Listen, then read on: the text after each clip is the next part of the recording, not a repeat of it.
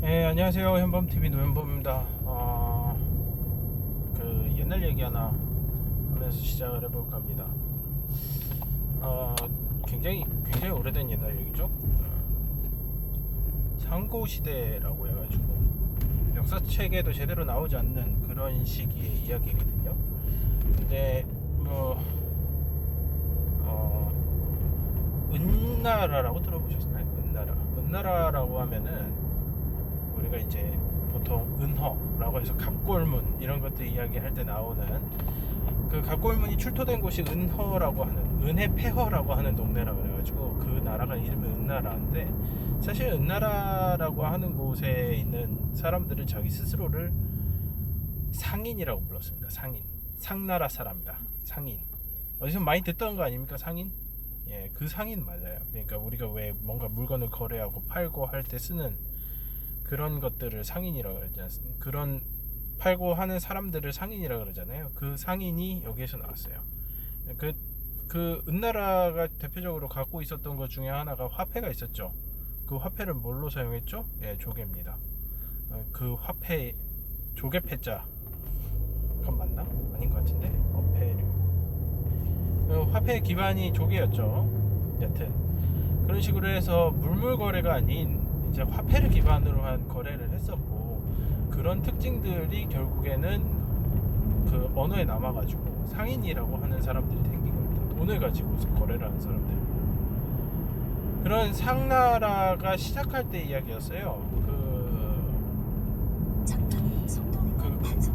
왜 이제 요순 시대 이후에 하나라, 그 다음에 은나라, 하은주라 그러죠. 요순 하은주라 그러는데, 이 은나라가 있고 은나라 이전에 하나라라는 곳이 있어요. 근데 은나라는 갑골문의 출토로 인해 가지고 실체가 드러났죠. 근데 하나라는 실체가 어떤 곳인지 잘 나타나지 않습니다. 하나라의 시작은 우왕이라는 사람이었고, 마지막은 거왕이라는 사람이 있었습니다.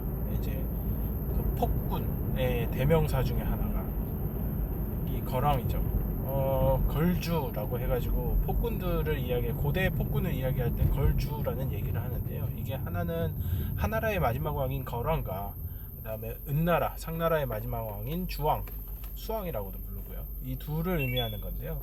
이 거왕이라고 하는 사람이 참 폭군이다 이러면서 여기저기 많이 나와 있긴 하지만, 실제로 갑골문 쪽에 나와 있는 거왕의 모습은 상당히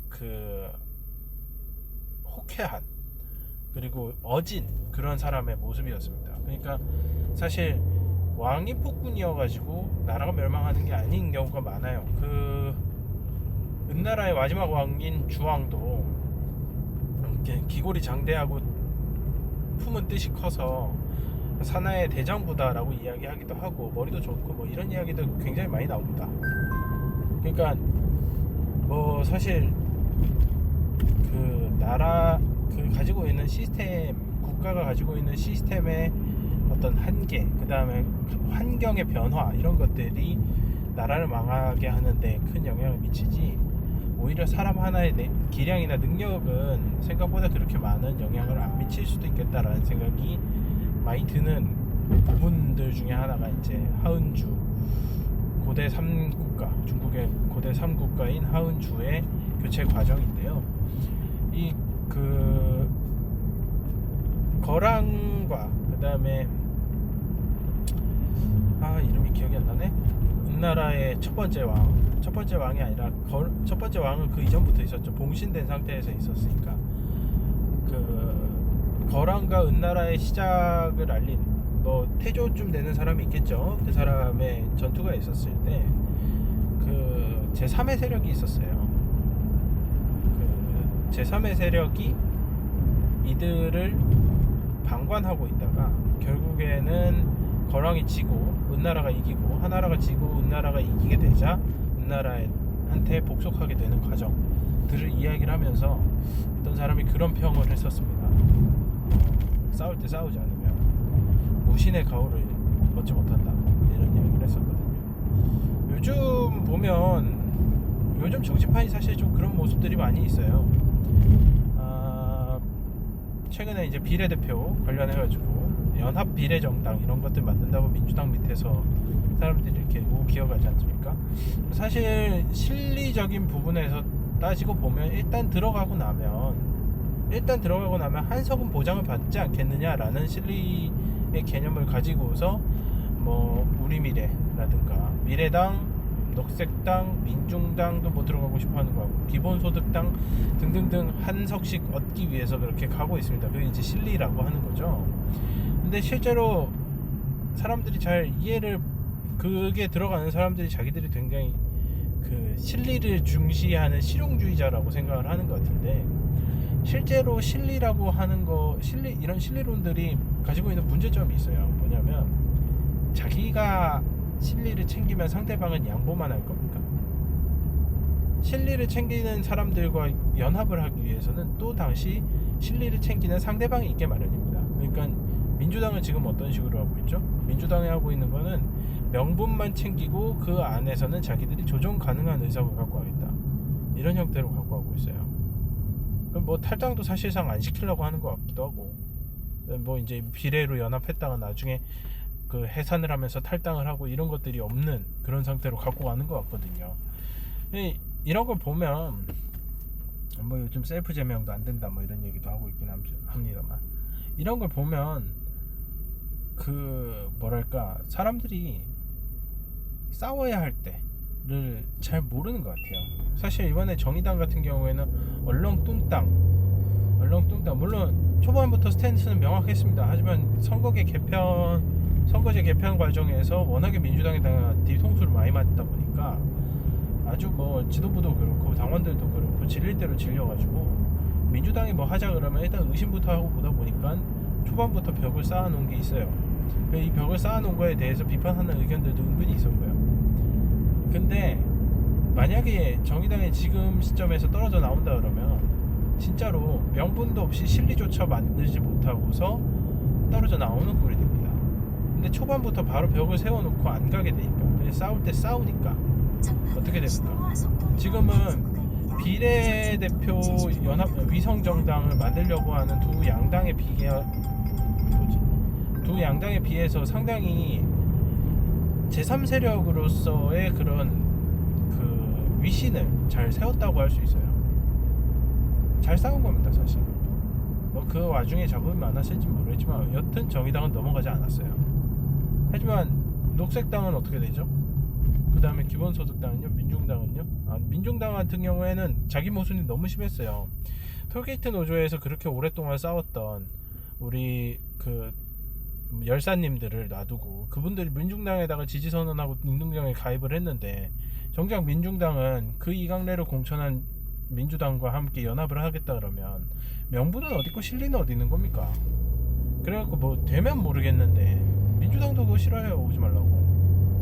그러면 정말 뭘 하는 건지 모르겠어요. 저는 민중당이 왜 그렇게 국회 의석을 가지고 싶어 하는지 다른 당도 마찬가지입니다. 알고 있습니다. 왜냐면 그것도 이해할 만한 사유예요. 민중당에서 이미 오랫동안 일해온 사람들이 국회 의석을 가짐으로써 그 안에서 이제 보좌관이나 이런 것들로 인해 가지고 또다시 자리가 생기잖아요. 그러면 그런 자리들을 통해 가지고 이미 척체되어 있는 당내의 다른 인사들을 좀 더 중요한 위치에 옮겨 놓을 수 있는 기회가 생겨요. 근데 그게 안 되면 그 사람들이 그 자리에서 계속 썩어야 된단 말이죠. 근데 이건 모든 당이 다 그럴 겁니다. 그러니까 다만 민주당의 문제만은 아닌데 뭐 그런 이유들 때문에 어떻게든 의석을 밀어넣기 위해서 노력을 하고 있겠습니다만 이해는 하는데 결과는 책임져야 된다는 거죠. 싸울 때 싸우지 않은 결과는 책임져야 됩니다. 그런 지금 현재 앞으로 어떻게 진행될지 모르겠어요. 제가 봤을 때는 민주당이 실리를 챙긴다 그러면 어떤 형태로 챙기냐면 의석은 자기들이 갖고 갈 수 있는 최대치를 갖고 가고 명분만 연합정당인 곳을 만들어내려고 할 겁니다. 그리고 그 연합정당에 들어온 사람들은 근본적으로 민주당에 계속 남아있을 수 있게 포섭을 하겠죠. 그런 사람들만 받겠다고 지금 얘기를 하고 있는 판에 안 그렇습니까? 그러니까 잘 생각해야 됩니다. 녹색당에서 한 명이 갔어요. 뭐 녹색당이든 어디든 해갖고 의석을 받았다라고 한번 생각을 해봅시다. 그렇게 받은 의석을 내년에도 유지를, 그 의석에 있었던 사람이 그 경험과 이 의정에 대한 경험과 그리고 그 가지고 있었던 자원들을 녹색당한테 다시 줄 수 있겠느냐라는 질문을 하는 거죠. 그냥 꽤 훌륭했던 자원이 뺏기는 걸로 끝나지 않겠냐, 뺏기는 걸로, 민주당에 그냥 뺏기고 흡수당하는 걸로 끝나지 않겠냐라는 거를 고민을 해봐야 됩니다. 그리고 그게 소수 정당의 입장에서는 가장 뼈아픈 일이죠. 포섭당한다라고 하는 건 사실 그런 것까지 포함을 한 의미예요. 그러니까 조심해야 돼요. 약자가 강자를 상대로 협상할 수 없어요. 포섭될 뿐이지. 약자가 강자를 상대로 협상하려고 그러면 강자의 목줄을 잡고 있어야 돼요. 정의당은 그게 일정 부분 가능해요.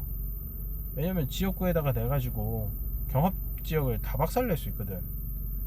근데 그것도 지금 보니까 그렇게까지 효과적인 전략이 아닌 것 같아. 딴 데 보면 경합지역이라는 데가 그렇게 많이 없고, 뭐 지금까지 나온 지지율이라고 하는 게 얼마나 의미가 있겠냐만, 향후에 가면 갈수록 정치 선거에 가까워지면 가까워질수록 일반 시민들도 정치에 참여하는, 정치에 관심을 두는 비중이 높아지면서 여론조사가 점점 정확해져 갑니다. 지금 여론조사는 정치에 참여하는 비중이 높은 사람들이 참여할 가능성이 높기 때문에 지금 나오는 여론조사를 가지고서 결과다라고 얘기하기가 좀 애매해요. 그리고 이제 중도층 같은 경우에서는 고연령대, 그러니까 나이가 많으신 분, 60대 이상의 중도층은 민주당은 전멸 거의 없다 봐야 돼요. 있으면 그분의 그 민주당이나 혹은 민주당이 더 왼쪽에 있는 정당들을 지지한다는 거는, 와, 정말 그분의 삶을 한 번쯤 보면서 존경을 해줘야 되지 않을까. 약자들을 위한 삶을 살았구나, 60대가 넘었는데도. 물론 그 와중에는 이제 또 뭐 이번에 비례정당에 들어가겠다는 사람들도 있겠지만, 그래도 60대 넘었는데도 여전히 있겠다라고 하는 사람들, 그것도 아무런 당직이나 이런 것들 없는, 이권이 관계되지 않고도 민주당을 지지한다는 분들은 존중합니다. 개인적으로 그런 생각을 가질 수 있다는 거는. 물론 이제 민주당이 우파냐 좌파냐를 따지기에는 뭐 상대적인 개념이라서 뭐라고 말씀 못 드리겠고요. 여튼 그렇습니다. 상고시대부터 얘기를 했습니다만, 싸우는 거 지켜보다가 나중에 꼭 콩고물 얻어먹어야지 라고 하면은 이긴 자 쪽으로 모든 게 몰리면서 기울어진 운동장이 됩니다. 중립 따윈 존재하지 않아요. 우리가 생각하는 선거 프레임도 중립 따위는 존재하지 않습니다. 여러분의 그 올바른 판단을 바랍니다의 그런 선거 프레임이 있나 한번 봐보세요. 아무데도 없습니다. 보통 쟤네가 나쁜 놈입니다 라고 얘기를 하거나 우리가 좋은 놈입니다 라고 얘기를 하죠. 쟤네가 좋을 수도 있고 나쁠 수도 있는데 우리도 좋을 수도 있고 나쁠 수도 있음, 이런 식으로 얘기 안 해요. 왜냐면 선거 전쟁이거든. 그래서 제3시대에 남는 게 뭐가 문제인지도 모르겠고, 정의당 가지고서 뭐 이거저거 막 까고 있는데 저는 다행이라고 생각합니다. 민주당도 싫고 자한당도 싫은데 왼쪽에 계신 분들 갈 곳이 있잖아요. 그럼 민주당도 싫고 정의당도 자한당도 싫은데 오른쪽에 있는 분들은 어디 가냐고? 안철수 찍겠지 뭐. 그럼 저 그것도 나쁘지 않다고 봐요. 그래서 오늘은 요 정도 하고, 앞으로 어떻게 진행되는지 한번 보자고요. 민주당 쪽은, 자한당 쪽은 한성교의 난이 벌어졌는데 뭐 그것도 한번 좀 지켜봐야 될 것 같습니다. 어떻게 딱 깔끔하게 떨어져 나갈지. 근데 사실 비례대표 순번을 나중에 추후 승인하게 만들어 놓고서 지금 비례대표 순번 바꾼 거 가지고서 난이 끝났다고 얘기할 수 있을까? 뭐 일단 재협의를 한다 뭐 이런 얘기를 하던데, 나는 아직 시작도 안 된 게 아닐까라는 생각을 합니다. 이 영상이 나중에 또 모르지 성지가 될지. 고맙습니다. 왼범이었습니다.